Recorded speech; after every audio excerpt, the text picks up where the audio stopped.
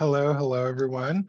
Good afternoon, and thank you for joining the National Conference on Race and Ethnicity webinar series. Ncore is part of the Southwest Center for Human Relations Studies at the University of Oklahoma. My name is Dedrick Perkins. I use any and all pronouns. I am the Senior Program Coordinator here at Southwest Center for Human Relations Studies, and I'm delighted to welcome you all and be your host this afternoon. Our hope is that we continue the conference tradition of working to improve racial, ethnic, and intercultural relations on college campuses and community organizations by providing this virtual learning opportunity, such as this one. For those of you joining us for the first time, Ncore has monthly webinars on the first and last Wednesday of every month, with the occasional exceptions like holidays and the summer. Some of the webinars are free, and others are offered at a modest fee of $25. This is the final webinar of the season, and we will resume programming in the fall. So before we get started, I would like to go over a few housekeeping issues. If you need to utilize closed captioning, make sure that your settings are set to on. Always remain muted unless you're asked to unmute. We ask that your background have no moving images or flashing lights. If you have any specific tech, accessibility, or other operational concerns, just direct message me, the session host, and I'll try to get with someone on our team to resolve that for you. Also, we will be using the Q&A feature towards the end of the session. So if you have any questions that come up during the webinar or during that time, feel free to put it in the Q&A box, and we'll try our best to get to all the questions at the end of the session. So now help me welcome today's panelists, Taya Butler, Craig Elliott, Romeo Jackson, Michael Riley, and Charmaine Woodsinger. So this webinar is called Ncore 101. Each of the panelists have been selected because they have been involved with Ncore for some time, and we wanted to give each of you, each of the attendees of this webinar, an opportunity to kind of get some knowledge about what to expect, what others' experiences of the conference is, and hopefully help you prepare for how you will enter this space and what you will be, some of the questions you'll be asked and some of the things that will come up. While we won't be able to shed light on all of that for everyone, having kind of a base knowledge of what we stand for and what we do at this conference will help you to be able to navigate this space a little better. And so that's what we're here for. So as I stated, my name is Dedrick Perkins. I do work for Swishers. I was actually a student scholar back in 2019 when it was in Portland before the pandemic. I was a student at the University of Oklahoma. I then did my internship for my master's in social work here at the Center for Human Relations Studies. And then after getting my clinical license, I actually came back because I was so moved and so fired up and geared up from my experiences at Ncore that I felt like this is something that I could do for the duration of my life, really, of my career. And so that's what I bring. So I'm going to ask Charmaine to briefly, and oh, sorry, I forgot one thing. So I am here in Norman, Oklahoma, and we are, sorry, I had this all written out and then nerves got a hold of me and I completely forgot. So I'll come back to that. But right now I'm going to ask Charmaine to introduce herself. Good. I think it's afternoon everywhere. So good afternoon, everyone, and thank you for joining us. My name is Charmaine Singer. I use she, her pronouns. I identify as multiracial. That's also something I wanted you to know. I live in Del Mar, New York, which is right outside of Albany. And I am situated on the ancestral lands of the Haudenosaunee, Mohawk, and Mohican peoples. Over the course of my career, I've taught, just giving you a bit of my background, graduate and undergraduate courses on social justice topics. I worked in student affairs at a large public research university in Massachusetts, as well as a small private women's college. I also worked for a national not-for-profit related to social justice, which was at the time called the National Conference of Christians and Jews. For the last, I would say about 32 years, 35 years, I've primarily been a consultant who works in social justice, racial identity development, and intersectionality. And related to some of my work at Ncore and some of my interactions, I also am an author and editor of books related to race, social justice, and intersectionality. That's a bit about me. Thank you, Charmaine. And next we'll have Michael. Hi, everyone. Good afternoon. Okay, I was frozen. Sorry. My name is Hakeem Riley. I use any and all pronouns. I am the director of the Gender and Sexuality Center for Queer and Trans Life at the University of Minnesota Twin Cities. Fairly new to the role, not fairly new to Ncore. I've had the privilege of being connected to Ncore for quite some time. I started off as an undergrad attending in 2008 in San Diego. And I've gone every year since then, which is a huge privilege and a blessing. At Ncore in itself, I have the privilege of doing a lot of our Black, Brown, Indigenous, queer work. I co-chair the QT-POC caucus, as well as doing a variety of other programs and things. Ncore isn't perfect. I don't believe in perfection, but it is definitely a place that I feel like I've had the privileges to grow, be challenged, and learn a lot. So I'm excited to share a lot of my perspectives with you all. Thanks again for having me. Dedra, can I forgot something, just like, must be that. Yeah. Why my relation to Ncore? So as soon as Michael started, I thought, so can I just add a sentence? Yeah, go ahead. My first Ncore was in 1994 when I came to do a 90-minute session on multiracial identity based on my dissertation. And I have been to most conferences since then and have learned a great deal from the people present and the people I've interacted with. And mostly at Ncore, I do either racial identity work on intersectionality, or sessions on writing and publishing to encourage our colleagues and support them as they explore writing as a means for promoting social justice. So thank you, Michael, for reminding me that I didn't say anything about the conference and just myself, but thank you. Real quick before I move on to Taya, Michael, what is QT-POC? Right, my mistake. I was gonna try and share that later. Thank you, Romeo. QT-POC is for queer, trans, people of color, or you may hear folks say like Black, Brown, and Indigenous queer people, but QT-POC is kind of the shorthand for that. Thank you. You're welcome. Thank you. Taya? Hi, friends. It's great to be here with you today. I'm Taya Butler. I use she, her pronouns, and I work at North Carolina State University in the College of Management there. And we sit on the ancestral lands of the Catawba and Tuscarora people. So I'm hoping that this gathering today honors their legacy, past, present, and future, as we examine really how to get the same amount of value that I feel like I've been able to grow both personally and professionally out of Ncore. I've started doing some troublemaking in business schools in 2009, where I was an academic advisor fed up with inequities and unequal outcomes for students, and started asking all the really hard questions that no one in that predominantly white space had any idea how to answer or had even really asked themselves. And as I found my way to Ncore, that's where I found all of the amazing research and best practices that I could, create a network of professionals who were asking the same tough challenging questions, wanting to turn around and make their campuses a better place.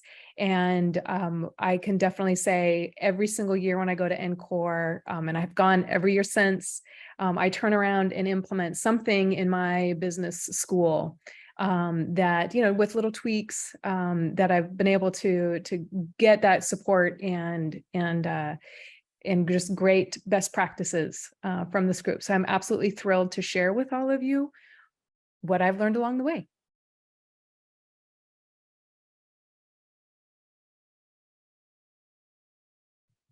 Thank you, Taya. Now we'll go to Romeo. Hi, my name is Romeo. My pronouns are they and them. I am, who am I? What an existential question. I be writing stuff and saying things. That's mostly how it goes, and be writing stuff sometimes. Currently most actively identifying as a scholar and organizer. I'm currently living in Chicago, which is, I'm gonna post this in the chat as well, the historical homelands of the Council of Three Fires. I have been, this will be my 10th Ncore, I believe. Wow, my first Ncore when I was 19 in Indianapolis. And I was there presenting on coalition building. And I did have a great time as a non-binary person at that Ncore. And so I did what we all do. I wrote a very stern letter.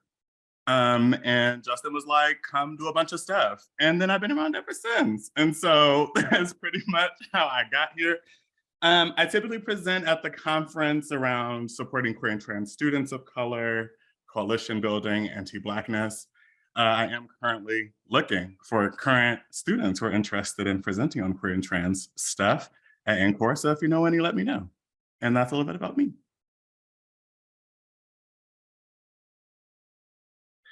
And Craig, would you like to introduce yourself?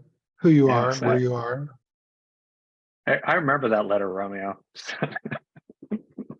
And that's how long I've been around too. So anyway, Craig Elliott, pronouns he and him. Just grateful to be here with you all. I come to you from just outside of Oakland, California, on the homelands of the Ohlone. And just grateful. I have 30 years-ish in higher education, primarily in student affairs, but also as a faculty member. I'm on sabbatical now, which is wonderful. Doing some writing and working on being more of a scholar like Romeo is. So I'm following in your footsteps. I've been a part of Ncore for about 15 years now. First as a participant, then I got involved in the National Advisory Council, or NAC, and then that led me then to start or to help start and continue on the White Caucus to try to create community and critical learning and supporting space for white folks at Ncore, and also been a presenter most recently as well. So I'm just happy to be here with y'all. Yeah. Thank you all very much. And so the part that you also eloquently did very well. So here in Norman, we sit on the ancestral lands of the Kiowa, the Osage, the Quapaw, the Wichita, and the Kickapoo. So let's get started with some questions. So Craig, you did mention that you have some experience as a faculty member, as a facilitator on a university. And those positions, and maybe still your current position while you're writing and researching, what value has Ncore brought to you and your institution? Yeah, thank you. A great question. I think in short, being an Ncore has contributed back to my institution. It certainly gave me language and tools to be able to take back and really work on the campus-specific issues and needs that we had. But it also gave me energy and resources. This energy to come back and to ask the critical questions, to challenge the status quo, to write those stern letters, it just gave me that energy and that enthusiasm to go make those changes. Certainly within the classroom and within student affairs, it gave me a framework to be able to practice and really challenge the way I was both teaching and leading, to always make sure that I was working toward equity and justice, not just talking about it. But it also gave me a community of people to connect with. and to ask questions, to say, hey, we've got this challenge coming up. I need some help. Have you all faced this before? And so that kind of give and take community has also improved and enhanced the work I've done on my campus. And then the last thing I would say, as I've become more involved and able to bring others along with me, that we tended to have kind of this energy and momentum. That wasn't just me coming back to trying to influence things. It was 10 of us coming back. And so then we started to have our own meetings, our own follow-up meetings to say, great, here's, we learned about this. We want to tackle this. How are we going to make this happen? Who else do we need to bring along? And so really it kind of helped create this activist space from within. I really liked what you said about kind of bringing people in. Like once you know the information, being able to share that information with other people and help them to be more open and kind of aware of how the world actually is for people that don't look like them. Okay, so that's great. I know, Charmaine, you also have experience working at universities and things like that. Do you have anything to add? You're on mute. So I was trying to think what Me button to too. I need a tech session, as my younger colleagues always know. Well, here, most of my teaching is done through what I would call consulting. So in a way that is teaching. I think there are always tools, and I consider myself a theorist. I write theory. I like to present theory. One of the things that Ncore has given me is a lot of exposure and skills once I work through my discomfort of using alternate ways of presenting material or teaching. For example, for many years, I did a pre-conference on multiracial identity. And for several of those years, I paired with a good colleague, Meg Chong, who is a part of the Ncore community. And she's a dance and movement therapist.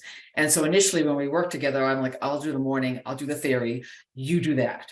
And I was very uncomfortable with it. And then watching her and watching other sessions that use, for example, arts-based pedagogy, I have learned to become more comfortable and to see the value of those, and then to integrate some of that into my own teaching and practice.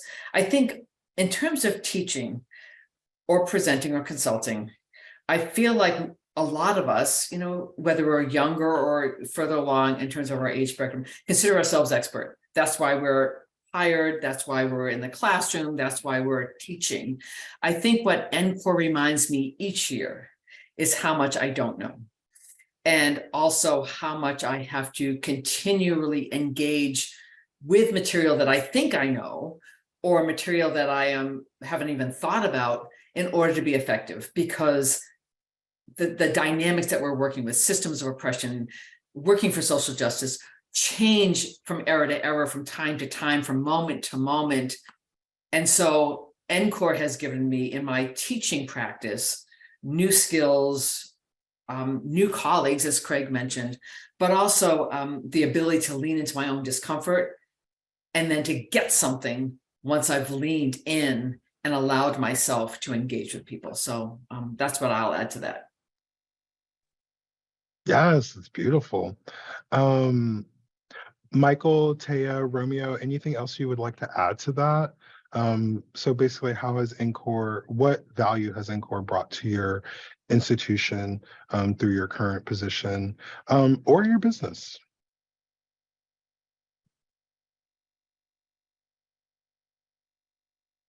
It's open. It's open. Anyone.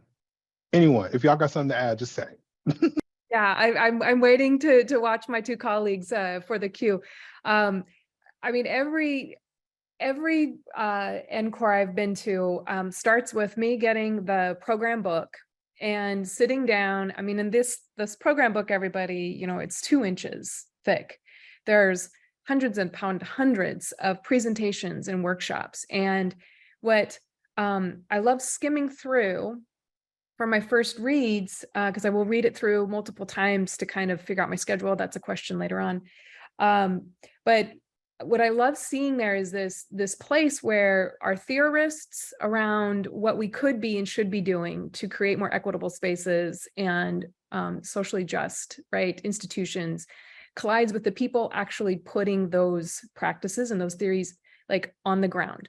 And I love making the connections. I can see the connections between, you know, the research that's being done in the theory and the practitioners, whether they're in student services or in a central DEI office or in an academic area like myself.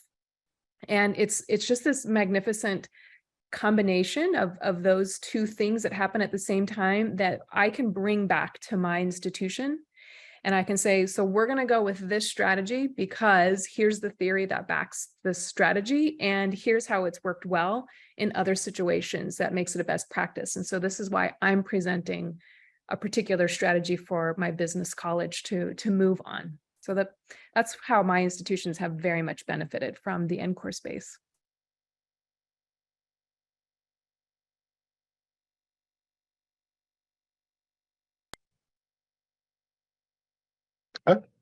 Okay, well, we'll I was move gonna on. say they Oh, benefited go from my ahead, name Rabiha. being they benefited from my name being in the program is what I wanted to say, but I was like, is that messy to say out loud next to the institution next to my name? That's what I'm gonna say on that. Hey, amen. So Charmaine, as someone that's been to Ncore several times, what do you think people should pay attention to?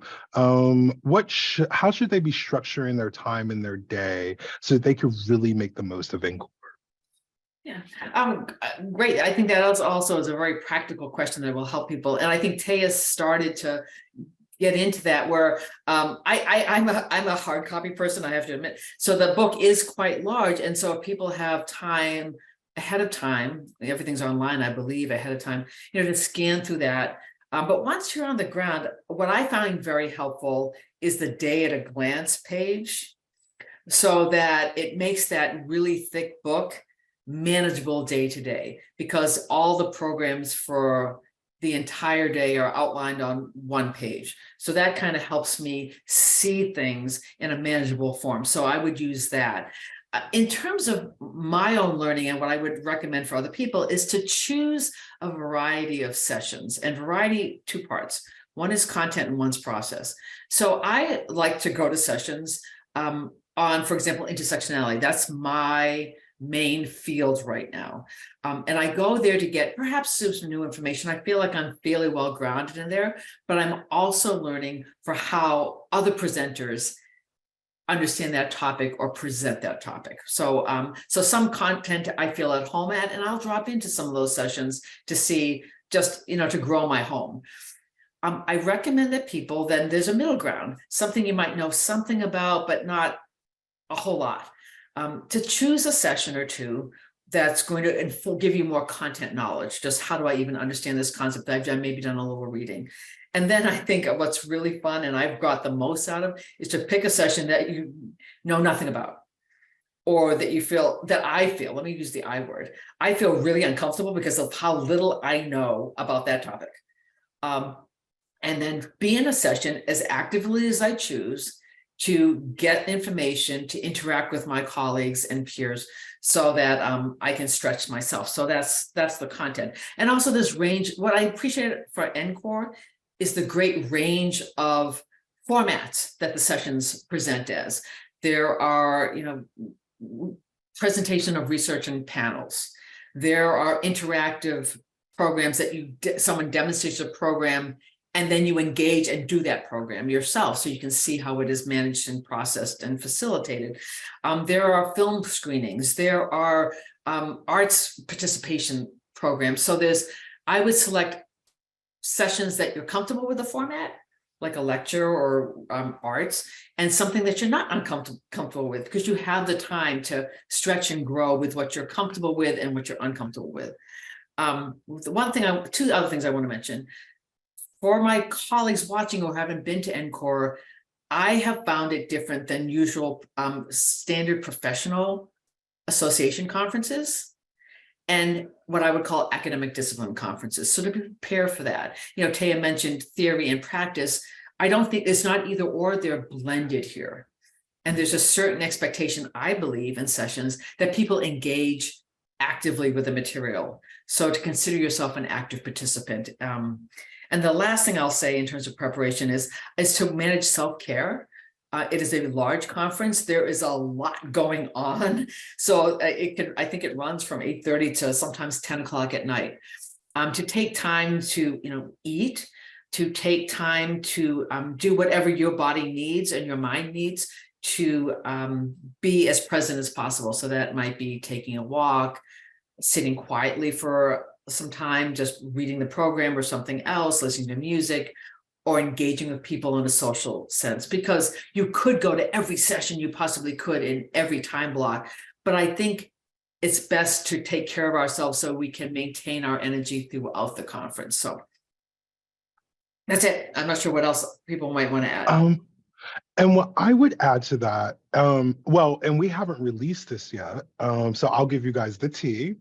So we are going to have a sponsored wellness space, where there will be a quiet space that will have yoga. They'll also have some recovery-based meetings, and then we'll have an art space that will have pillows and art tools. So we understand the weight of this conference for the attendees, and we also understand the importance of being able to take a step back, take a deep breath, and kind of ground yourself. So we want to be able to facilitate that for people. Another thing that we're doing that's new this year is a low sensory space. We'll have 2 rooms that will be low sensory for those people that may not be comfortable with being in a packed session, or may not be comfortable being in around a lot of lights and flashing and videos and all the things that could come with being at Ncore, right? So we want to give people space to kind of decompress. Granted, we're not going to do the work for you. That's up to everyone individually, but we do want to honor that and give space so that could be facilitated. Does anyone have anything else to share about how they really kind of prepare themselves and structure their day at Ncore?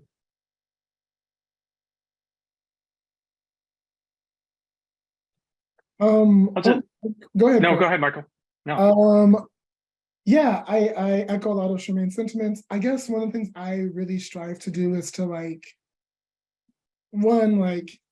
obviously look at the program, but also be prepared for things to get filled up really quickly, and to have a second option, just in case some rooms are bigger than others, and also be prepared to do some walking. It's not as sometimes you think, oh, this room's right here, the other room's right there, and it's actually a lot farther. And also, I'm just gonna say it, skip a session and go take care of yourself. Go outside, enjoy, connect with the space. Some people that way, you just want to lay in your hotel bedroom or wherever you're staying and looking at, I don't know, the clouds, but be willing to just not. I feel I meet a lot of folks when it's their first Ncore and they end up I think overwhelming themselves, attempting to go to every single session every single time. And you're going to be taking in a lot of info, so it's best to not. And I'm not trying to say skip the whole conference, but skipping a session or 2 is something that I highly recommend, to make sure you're taking care of yourself, and do that when it feels right. You might not have to be well, I know I'm going to skip on Tuesday, but if you need to skip Tuesday and Wednesday, that's okay. So yeah, that's a little bit of insight from me. Yeah, I love that. Again, just pacing yourself, because there's a lot. And I was going to add, I think the other thing for me is find your people, find community space. Because one of the things I remember as a newer participant and as a person who as a white person, it's so isolating. So much of our culture and whiteness in particular has us think we're separate. And one of the really beautiful things about Ncore is that it's oh, there's this great community here.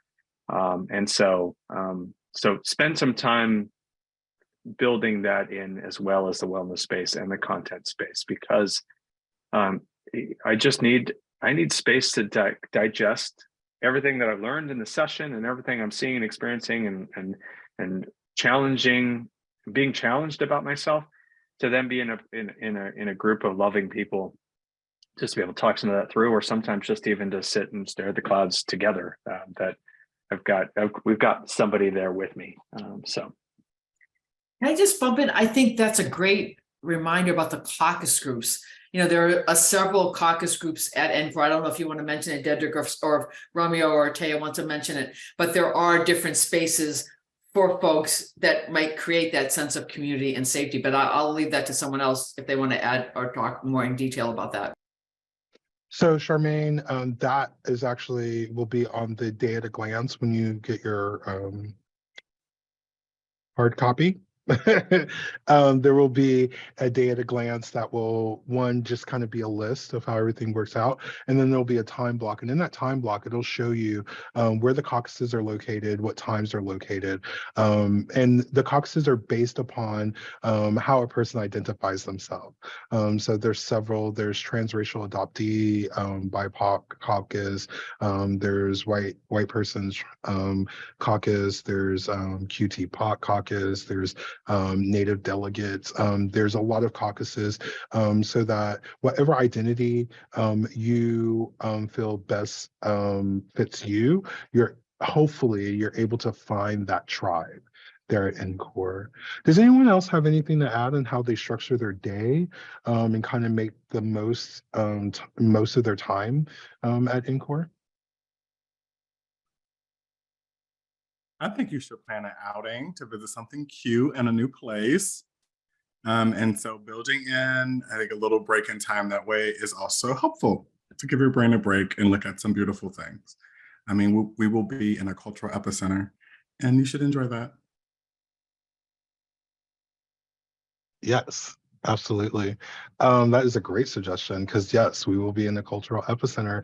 And while Ncore will provide some exposure to that culture, because we do want to honor the spaces in which we occupy, when we take a 5,000 person conference, right? We also encourage everyone to kind of explore and find those new things for themselves. So yeah, that's an excellent suggestion, Romeo. Thank you for that. So, I mean, Romeo, since you're already on the topic, we're talking about what to do when you're at Ncore.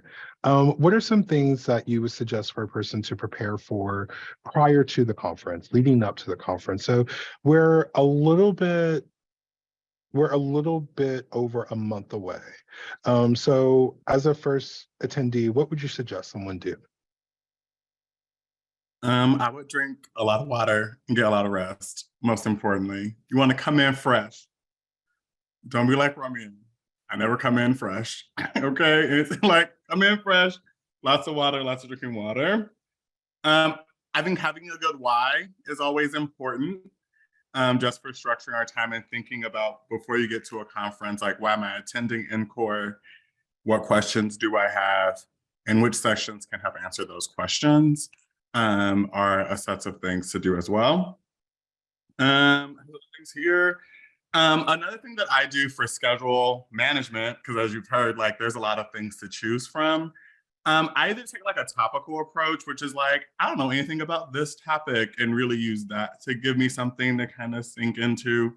Or I take an approach similar that Shar mentioned around like, what do I know nothing about that I probably need to at least know a little about before I leave here. And you can do all that before too. I have found getting to the conference and doing that to be like, I'm already overstimulated and overwhelmed. Like, so I'm like already like, well, I'm saying people ain't seen it forever. And then now this is critical. Check the weather and pack appropriately. And I would say pack some cute outfits. Now, I just gotta say, like, for me, it's like look good, feel good. So on day 4, when I'm sick of talking to people, I'm like, wow, it's been 12 hours of talking to people for 3 days straight.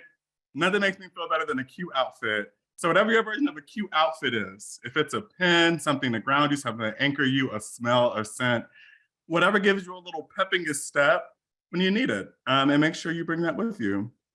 And that's pretty much what I do every year. I come to Ncore.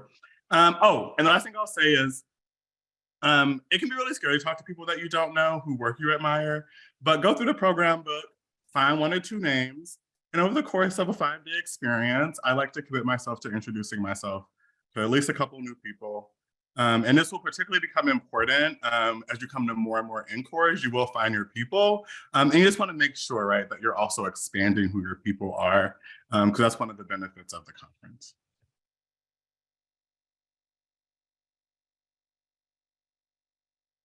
Yeah, I love that.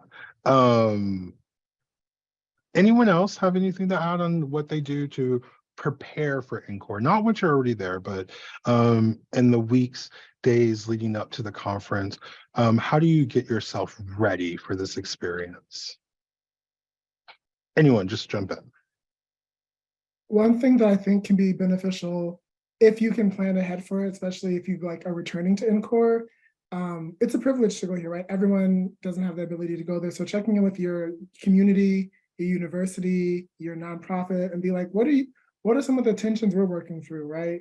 What are the ways that anti-Blackness is manifesting its many heads on our institution? What's happening around the intersections of disability and race on my institutions? Like really thinking about those kind of things. Talk to other people who maybe aren't able to go, and then kind of like taking some of that to like help guide what you're gonna do can be kind of neat and exciting, and kind of helps folks who maybe aren't able to be there sort of at least still glean some of that insight.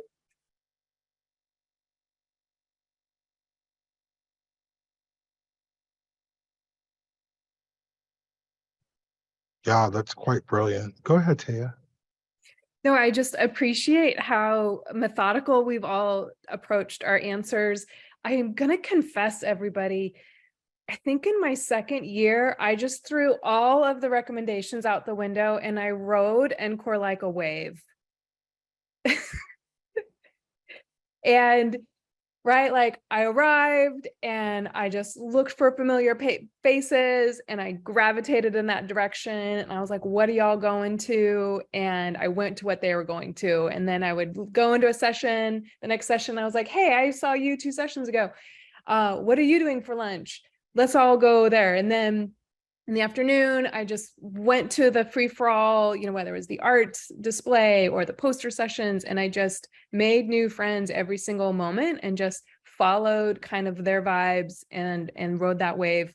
And I'm not sure it's for everybody to use that approach, but I just found it extremely exhilarating, and I expanded my network the widest when I just kind of let the Ncore experience guide me where I needed to be when I needed to be there.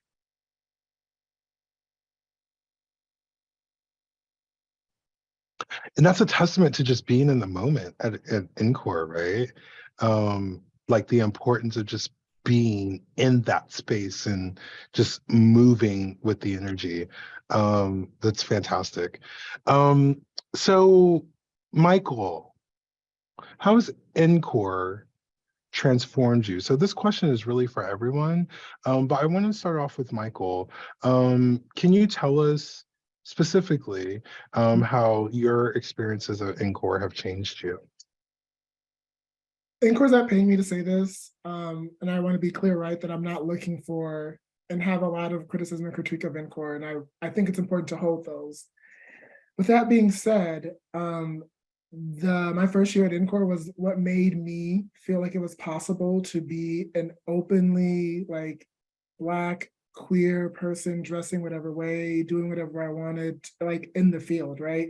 I knew at that point 1 or 2, I went to undergrad in St. Paul, Minnesota. As we know, Minnesota's a fairly white place. And although coming from, a middle-class home, I didn't see a lot of folks who looked like me, like, affirming and holding their different identities, like celebrating that. And I remember sitting with, I don't remember her name, but I sat with two folks, one person who is still connected to Ncore, another person maybe they are, I've never seen them again, who we were just talking about like being Black and queer and being staff members doing different kind of work. And honestly, though at that moment, I remember exactly what room it's in. I remember like how cold it was. I remember what tennis shoes I had on. I remember talking to those two women and being like, okay, this is literally a possibility for me to do this kind of work. And that really helped guide, and really was a possibility model to help me navigate through my undergrad, guide myself through grad school. I think a lot of the work I was able to do in other presentations I was able to do at Ncore really helped me get into grad school, get the job that I had when I was in grad school. And yeah, I really deeply feel like Ncore was just like as a practitioner, it was like a good model, but also Ncore constantly, especially connecting with like younger folks and older folk, it helps me like my whole worldview perspective and what's possible and what we should ask our institutions. All of that continues to be pushed a lot further to get into conflict about different ideas and things that has really helped to just move me into a different kind of way. So yeah, Ncore has constantly transformed me. It's really beautiful. I mean, I know our phones are weird, but it's been really beautiful to kind of watch on my iPhone every year. It's like, here's an Ncore picture and I can really see physically like how I've changed, how my hair has changed, how my nails have changed, like how my embodiment has changed and all those kind of things. And I just, a lot of that, I think Ncore is oftentimes a big part of a lot of those things. And I'm very appreciative of it. I'll leave it at that. I want to make sure I save space for my colleagues to chime in. Thank you for that, Michael. And he is correct. They are correct. We did not pay for any of that. Thank you. Charmaine, how has Ncore transformed you over the years? Quickly, I think the conference has transformed over the years. It used to be really small, to be quite honest with you. And you could kind of wave to people at the restaurant or afterwards because there was a smaller group. And I had to become more comfortable as the conference gained recognition and status, that it gained people. And to be honest with you, that's where I started. I had to work to feel comfortable that there's now a much larger community. But that community, I think, was the number one thing that Ncore has given me. A community I deeply respect, and people I feel are colleagues and friends. It doesn't mean that they're not just there to agree with me all the time. They're there to push me and have difficult and deep conversations. And they support and they check in with me throughout the year. And I think for me, the value in attending multiple Ncores where people can is to strengthen that community every year and bring in more people in that community. Some of my, look at my age, look at my hair. Many of my colleagues have retired.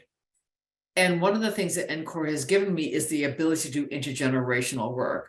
So Romeo and Michael and I work together now, and we have for a number of years. And that's something else that Ncore has given me, the idea that we can all be knowledgeable people. We can all teach each other. And sometimes in academic settings, particularly on the academic end of colleges and universities, there can be this hierarchy. And I think for me, Ncore works to break that down.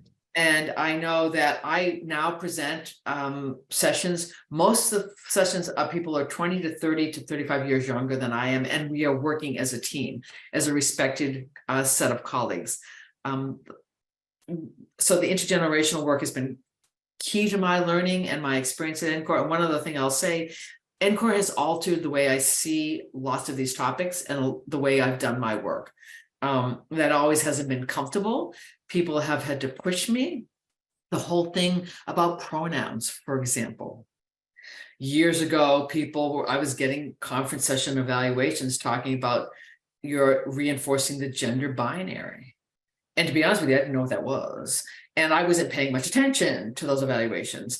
As years went by, and I interacted with more colleagues and became more mindful of the experiences of folks who my work was actually marginalizing, I learned to respect that. So again, it's spaces to do that deep work. And it's given me not just content that I can rattle off, like here are manifestations of oppression, here's 10 examples, but it's allowed me a community in a space to really dive in deeply and to be uncomfortable, but to get the support to move on. And I guess I said, I call many of the people here and other people at Ncore numerous times during the year for either personal support or for information and tools. Taya, how has Ncore, and thank you for that, Charmaine and Michael. Taya, how has Ncore transformed you? I'm had to put a lot of thought into this prompt, so I really hope everyone can give me a little grace as I'm answering this for the first time live. I think I entered Ncore, I will be very honest, probably very hopeful and on the end of naive as to what the personal work and transformation would be needed for me to truly be effective at institutional change at the higher education. And particularly, again, I've been working in business schools for 14 years.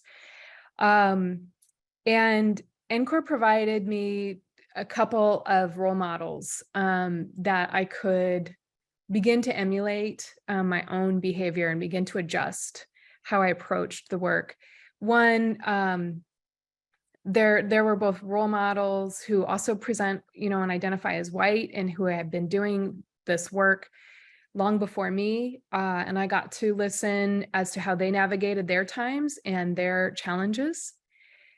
And then I also got to really listen intently to what my colleagues of color were telling me they really needed from a white presenting person. I might be skipping forward a little bit, but and being able to watch both the past and what could potentially be the future kind of in the same experience helped me find my path, like for the present.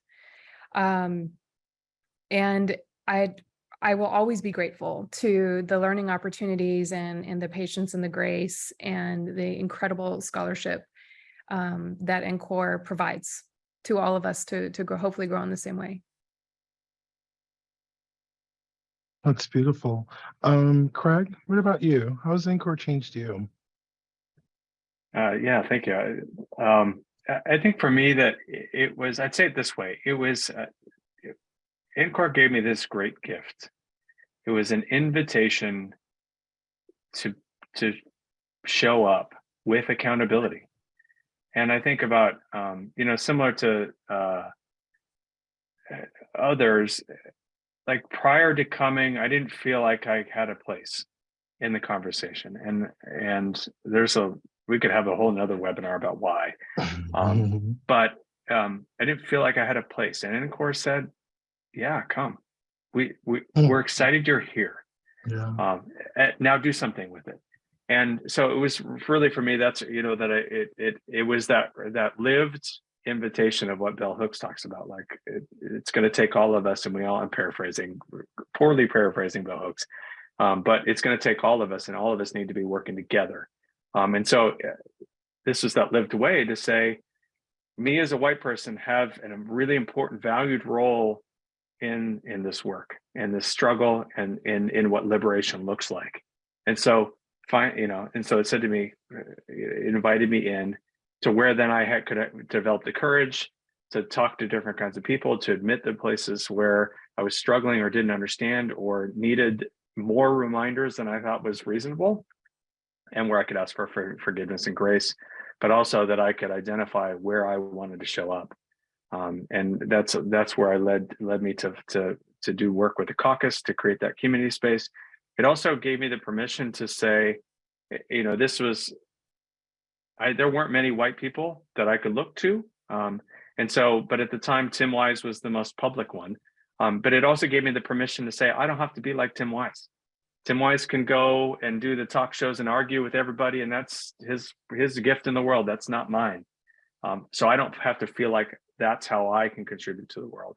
And so it was that permission to then find what my gift was and then continue to offer that. And I'm eternally grateful to Ncore and these beautiful, amazing people right here that are part of that equation, but also others that invite me in and still ask me to show up.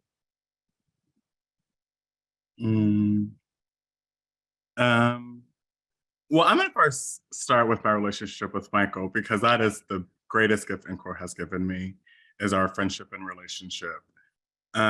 Personal, professional, rah, rah, rah, all the stuff and things, right? That I think in theory, we're all working towards, right? Community, support, love, accountability, someone to hold you in your mess while you're having a breakdown in the middle of the conference because you had too much to drink the night before. Like, you know what I mean? Like real, like deep things. And so that's where I'll start with Ncore. Because that's been precious. And I've been coming to Ncore since I was 19. I'll be 30 in June, yay me. And so Ncore has seen me through being an undergrad, a master's student, a professional, a PhD student, someone who left student affairs to not do that anymore, to go do some movement work. From serving on the NAC to coming to the programming retreat, like I didn't realize how political programming and conference planning could be. You know, I was like, oh yeah, you go to a conference, you show up and there's workshops. Ncore is like, yeah, come to the program retreat because you don't know anything about like how this works, right? And it was just so eye-opening. Like those experience, you know, Black, queer, loud, ghetto, bangy, whatever words people have used to describe me in the past, too loud, too this, too critical. Ncore has really just been consistent in holding me in all that in ways that, you know, like all spaces I have critiques, but not many spaces have been willing to actually hold me through what I would call my personal, professional, and political development simultaneously.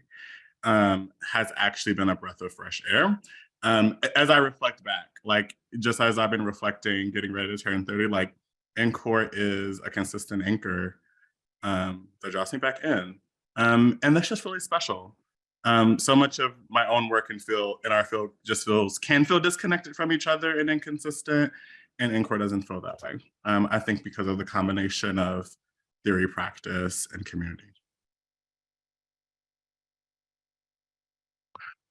So for me, Romeo, what you said really kind of embodied what I'm experiencing now, both professionally and personally, because social work is my second career, right? So I came from hospitality management, which is very bureaucratic and white and private sector, right? So there's a whole different set of rules that you have to go by in order to survive, right? So even in my clinical experience in social work, I was working for a for-profit hospital. And so when I was offered the position to come to Ncore, our Swishers, and be part of the Ncore family, I felt that, like you, Romeo, I was able to meld all of the personal, professional, and all of those things together and let that breathe. And so the energy that you all feel at Ncore, that feeling of, oh, I'm with my people, I'm where I'm supposed to be, I feel that every day coming into work, right? With all of the staff. So that energy translates to the work that we do. Granted, yes, you are absolutely right. There is a lot that goes into programming and all of the stuff, right? Like where it's going to be and all of that stuff. Like there's committees for everything, right? But some of that is so that there's an equal level playing field for everyone to have a say and have a voice, right? But all of that comes from the organization having that energy from the get-go, from the jump, right? And so that translates down to the food choices that we make, right? The locations that we choose. It's all part of it. And so yeah, that I literally, as you were talking, Romeo, I was like, oh yeah, that's how Ncore transformed me. Because normally my stock answer is Ncore showed me that I could be a leader on my university, right? But it's so much more than that. It's so much more than that. It changed how I navigated spaces that I entered. And so yeah, it's fantastic. So Can I add yeah, one go ahead. thing really quickly? Yes. I'm realizing that if I were someone who had not been to Ncore watching this, I might feel intimidated. Like, wow, they're all talking about community. Everyone's, how do I enter that? And what I will point out is all of us have entered Ncore at different times. And we have all found community there. So if you are coming to Ncore for the first time, I just want to put out an invitation. There is a community there that is always in the process of being recreated, and you will have a part there. So don't let it sound like, oh, all these people know each other, I'm not going, no way, I'm going to be left out. How do I get in? There are lots of spaces and ways of being in. And I think if you come even for the first time, there are ways of making space for yourself and finding, and I think many people have said, your people. It is a process, but I think the conference is very welcoming to all members who are coming for the first time or people who are coming for the 30th time. There is space for everyone.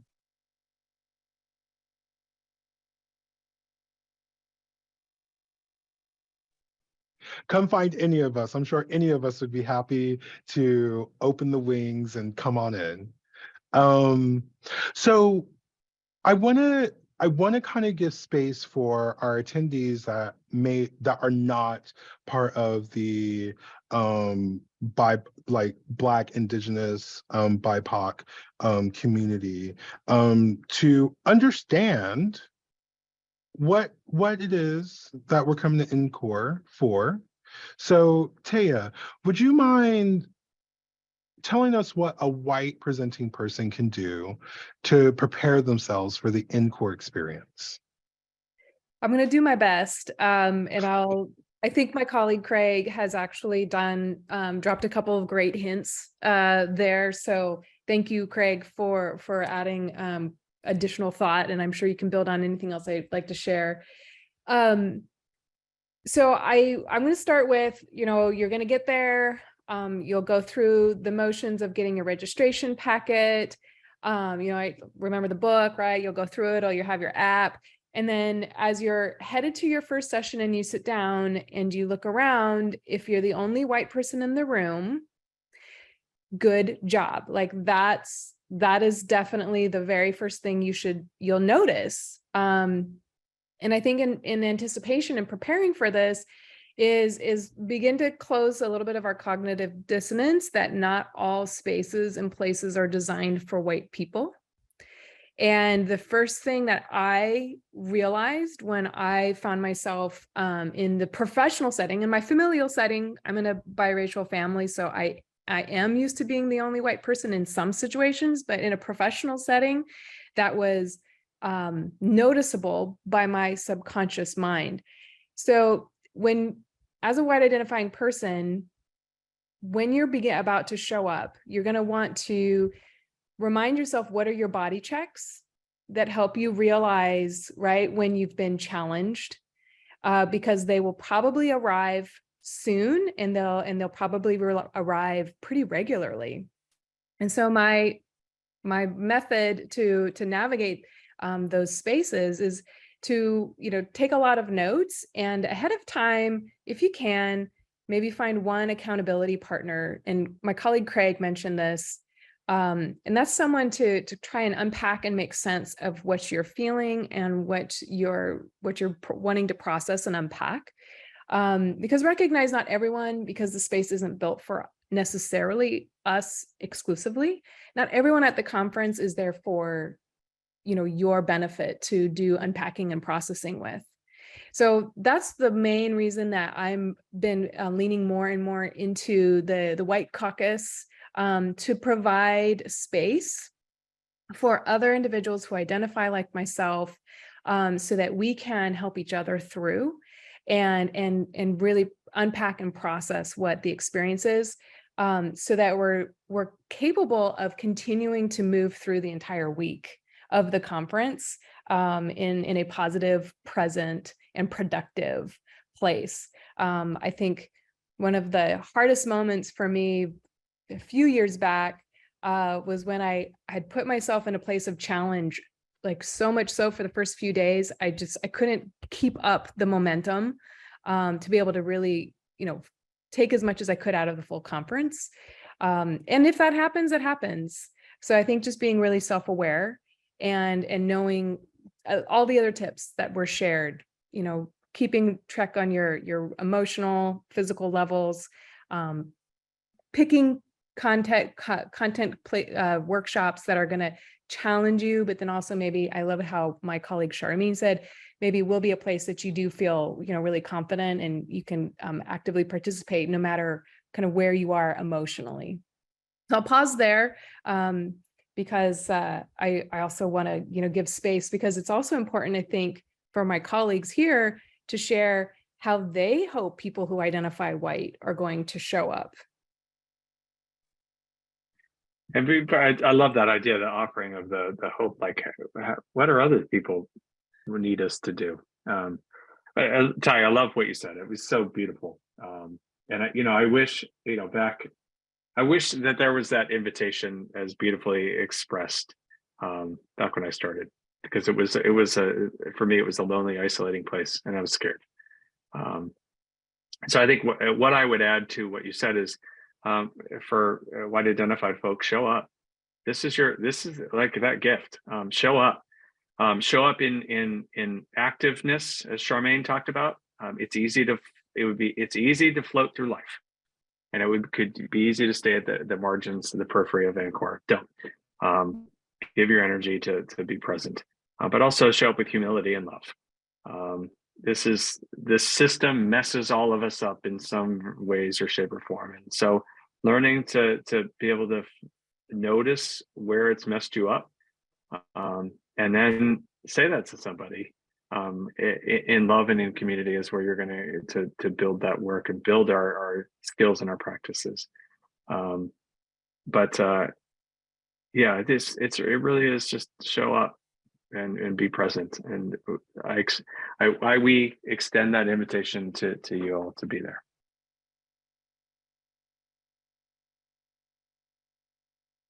So I kind of want to ask Taya's question, right? For those non-white identifying persons on the panel, what is the ask of a white person attending Ncore this year? I would say offer to be someone's accountability buddy in the room, in the moment. I think a lot of folks don't know they need accountability buddies. One thing a great white trans friend of mine did years ago that I had never seen anyone do was, like, a white person got up and said some wild things, and the presenter did what presenters do. And my friend got right up and went to talk to that person and was like, hey, let's have coffee, let's chat. And I think that was really helpful. And then I think the other piece I'll say that there is, white people like to get a little familiar with me, particularly very quickly. And so I'll speak for me when I say that we are all indeed a part of the Ncore community, and anti-Blackness is a life or death matter, okay? And so I think approaching at least me and Black people with that level of seriousness is often required. And also, like, it's okay, like, we're also just people at a conference. We're also overwhelmed, right? And overstimulated and experiencing lots of things. And so it's really sad that I still have to say this, but actually giving Black people grace and patience and understanding is one of the many ways we can address anti-Blackness sooner rather than later. And yeah, and I would say don't sit in the front row necessarily of a session that's centered around non-white people, because you might get asked to move, which could be a fun experience. Okay, those are my tips. And then really quickly too, for people of color, the tendency in our conditioning is to like help and support when white people are in panic, particularly, right? In racial conversations, because we want them to stay in it, right? For the long haul. My invitation to us is always to allow ourselves to feel what it's like not to respond to white needs in real time as well. Baby. Yeah. No, I gotta echo that, because we're not going to learn to swim if we're not in the deep end, right? I mean, it's okay. It's okay to feel that panic. It's okay to feel the fear and the pressure and to feel out of control, because guess that's the whole point, is that this isn't about us. I'm not white, but I have some thoughts. I think as one of the co-chairs for the QT Pot Caucus, again, for queer and trans people of color, there's always this weird moment where like a white person who's like partnered down with, they're queer, but they like are white and they want to like be with their friends because we're all gonna go out after, and like they'll be like, I should come to this. It's cool if I come to the caucus, right? And again, like whiteness is and race is just really complicated. So like I don't have a way to be like, hey, you're actually white, get out of here, right? So first and foremost, if you are a white person and you are coming to spaces that are for Black, brown, and Indigenous folk, please don't lean on the other marginalized identities or your relationship to Black and brown queer folk to like also be in that space. It's okay to like be removed. And I think that gets really tricky. There are many white queer folk, white folks who hold marginalized genders and sexualities, if that is like white women, if that is white non-binary people, if that is white trans folk, who are just like very much so like, and like, no, like it's just those are different experiences. There may be some similarities, but those are different, and I want to be clear about that difference. I think that's one thing I ask, and I think generally, I'm gonna be really clear. I meet a lot of white people at Ncore who are oftentimes the only white person in the room, right? So they have like really deep interpersonal connections with Black, brown, and Indigenous communities. That's beautiful, and also be really thoughtful of what that means in getting too familiar, or also just like maneuvering through the conference. Like take that time for that white person who spends a lot of time with other Black, brown, and Indigenous folk. I think it'd be really neat for you to go find that other white person to do some white people cousin collecting and like work amongst each other. Because I think very often those Black and brown and Indigenous communities, those folks probably do have a lot of deep love for you, and also probably have to like walk you through a lot of things. And how beautiful is that if you can have an opportunity to talk to another white person about that without putting that labor onto another Black, brown, and Indigenous person. And I want to also say, which maybe negates everything, that like this is all really complicated. There's a lot of relations that are really hard for me to like make a broad general statement about what I want from white people. So I'll stop there because I have a lot more thoughts, but I'm trying to make sure we get to the Q&A. So we're okay. Thank you. Anything for you, Charmaine? No? I Okay. think Romeo and Michael covered it very well. So I think yes, absolutely. thank you. The one thing that I would say is, we talked about this yesterday, is you're going to want to respond. You don't have to. You could just be quiet and listen. That's all I would say. No offense to anyone or anything like that, but there are going to be a lot of thoughts that are going to challenge you. And what Taya was saying about recognizing those physiological responses, right, will allow you to take a deep breath and ground yourself so that Romeo's friend is not coming up to you at the end of a presentation to kind of help you. So the last question is one that I will ask for everyone. And because we want to do the Q&A, so if we could keep it a little short, what are some hard takeaways, some real facts, some things that you've been able to pull away from the conference? So let's start with Romeo.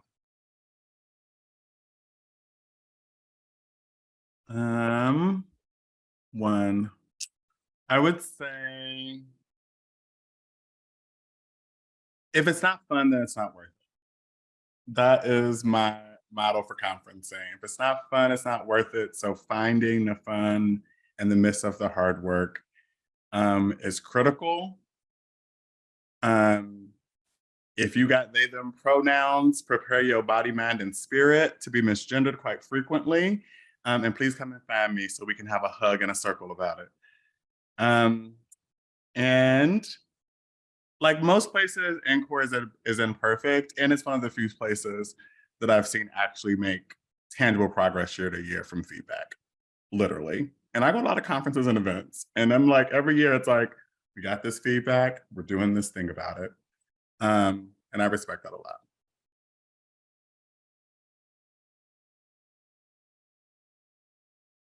Craig, what's been your hard takeaway, some of the things you've been able to pull from the conference?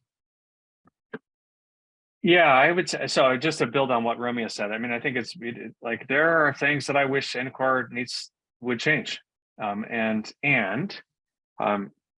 I offer that to say that you may find places where you're like, oh, I wish this would be different.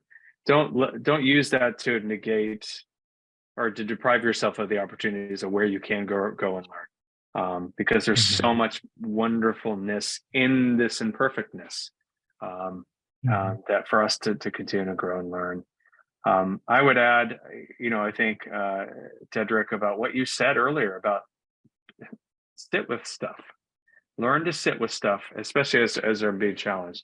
But that's that beautiful place to go have your accountability buddy and or cocktail, or, like you're going to need your person to process with, that's going to allow you the space to say, like, I don't understand that, that upsets me, and I don't feel like I should, and then go, yes, honey, and let's remind ourselves of the world that we're in and why this matters, either collectively or why this matters for the person in front of you. One of the beautiful things and one of the hard things is it's complexity. Oppression has us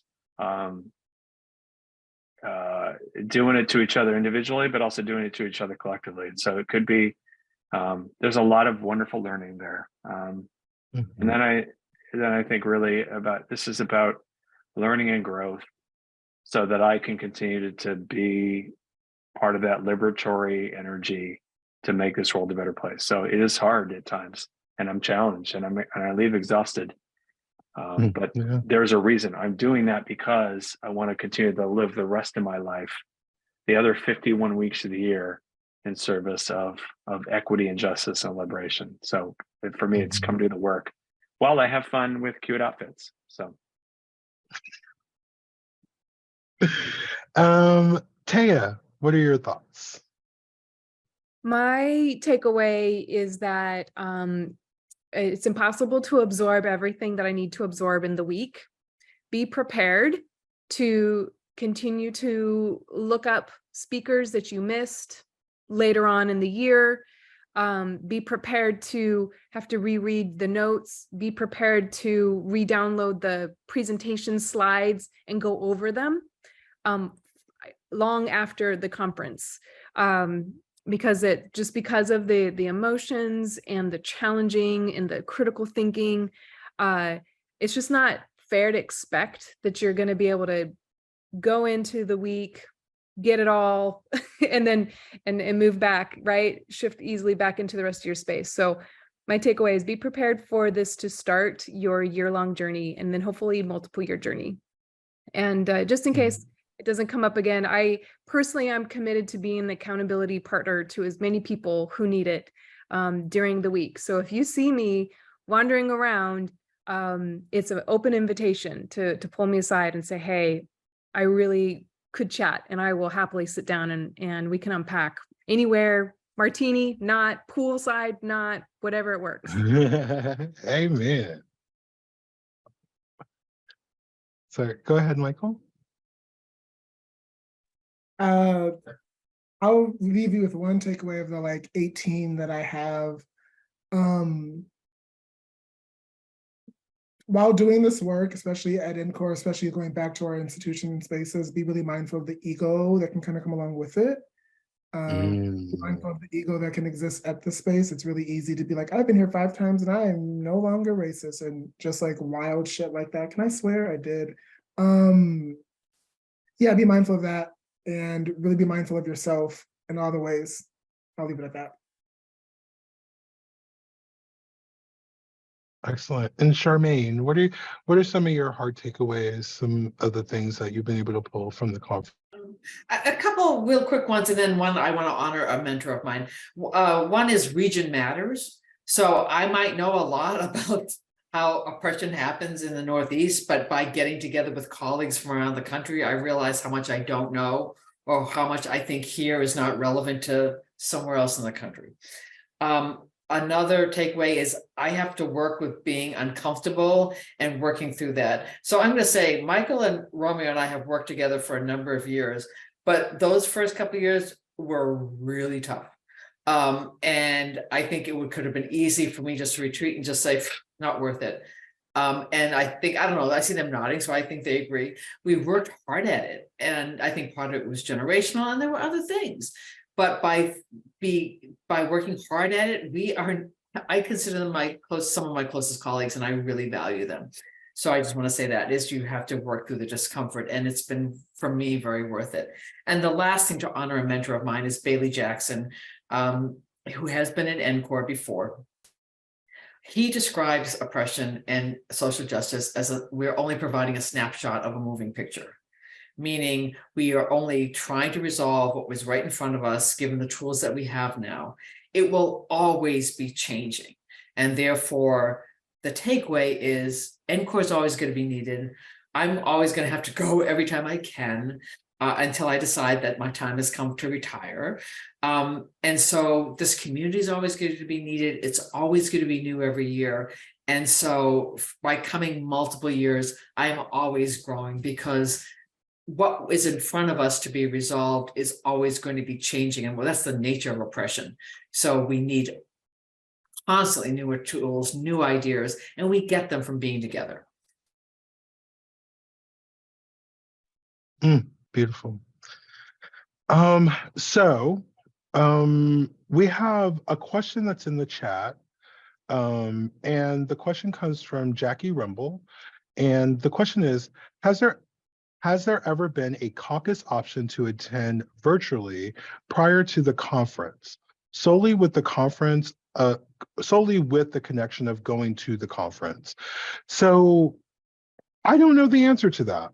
A lot of what the caucuses specifically is we give space and time to meet, and then the information and the discussion and the support and all of that and the content of that and how that works is up to the caucus chairs. And so I'll let you all answer that. Has there been any type of engagement with folks prior to the conference? So there hasn't been prior. Right. It's a cool idea though, Jackie. I like the idea. It's really, maybe the QT caucus can think through that.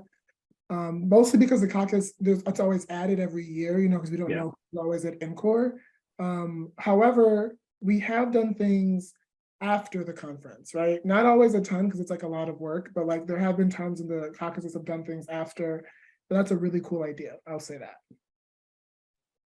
And I'll add, similarly, we haven't done it or haven't found a way to do it well. We have conversations in our caucus planning group about how do we sustain this engagement all year, that it's not just once a year, that when we show each other up.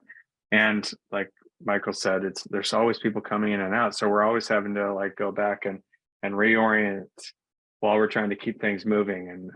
And so there's challenges there in time and space, and the imperfectness of social media or Zoom or whatever also create those challenges. But I would love, so if you have the answer, I guess help us out and come join us, because we would love to be able to find a way to have this experience be a full year. so that we could continue to engage around Ncore. Excellent, thank you. Any other questions from any of our attendees?